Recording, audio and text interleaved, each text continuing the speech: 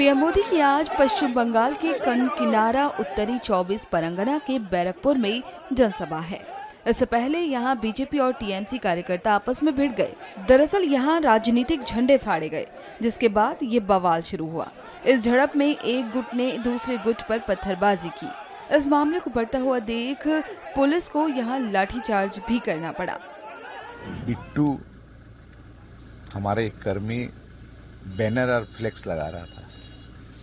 वहां हम लोगों का पार्टी ऑफिस भी है। वहां पर गुड्डू सिंह, पिंटू सिंह उसको जबरन पीटता है। हमारा फ्लेक्स फाड़ दिया गया। हमारे पार्टी ऑफिस में अंदर जाके भांगचूर किया। इस घटना को लेकर हम लोग थाना में अभियोग करने आए थे, क्योंकि अगर कोई हमारे कर्मी के ऊपर अटैक किया है तो हम लोग तो थाना में जनाएंगे। तो हम लोग थाना में आए। थाना में जब हम लोग अभियोग जनाने गए, उसी समय अर्जुन सिंह अपने केंद्र वाहिनी को लेकर, सीआईएसएफ सिक्योरिटी को लेकर अचानक हम लोगों के कर्मी के ऊपर हमला कर दिया, जिसमें हमारे सौरभ सिंह पुलिस के सामने थाना के अंदर सीसीटीवी फुटेज है, मीडिया फुटेज है। मीडिया फुटेज भी आपको हम दे रहे हैं। अद्भुत बात है, हम लोग तो अंदर में थे, कंप्लेन लिख रहे थे, किंतु मीडिया के थ्रू ही देखा गया कि किस तरह से अर्जुन सिंह अपने सीआईएसएफ को लेकर गुंडागर्दी का प्रदर्शन किया। तो ये कोई नया बात नहीं है। 200 क्रिमिनल केस उनके अगेंस्ट में यूं ही पेंडिंग नहीं है, उनका ये नेचर है। आज यही चीज अगर ये लोग पावर में आएगा तो हर जगह होगा। जो आदमी थाना में ढुक के क्राइम कर सकता है तो वो कहीं भी कुछ कर सकता है। कल से स्टार्ट हुआ झमेला। कल क्या हुआ कि हम लोग का स्ट्रीट कॉर्नर मीटिंग हो रहा था, तो टीएमसी वाले कुछ आए।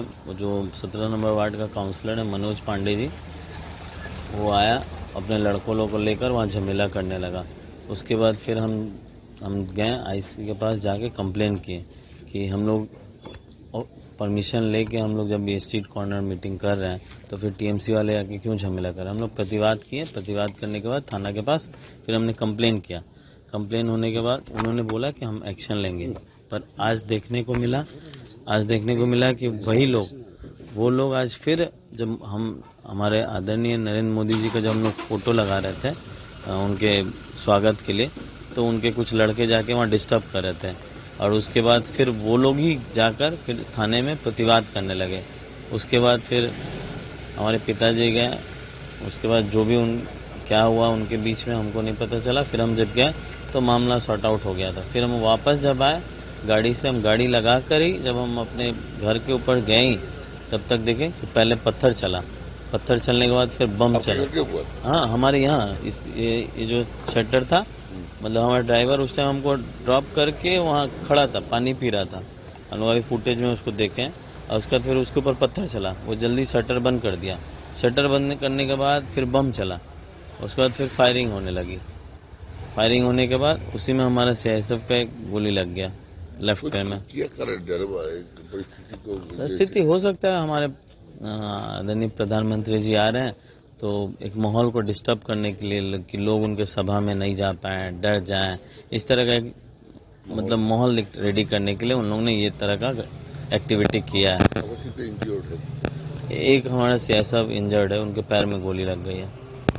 गोली लगी है। प्रिंटर नहीं, क्योंकि जब बम चला था उस टाइम शटर डाउन था, मेरे सीआईएसएफ लोग अंदर ही थे। बम चलने के बाद वो लोग निकले हैं और उसका जो दौड़ा मतलब आगे की तरफ दौड़े हैं, तब उसके बाद ही उनको लगी गोली।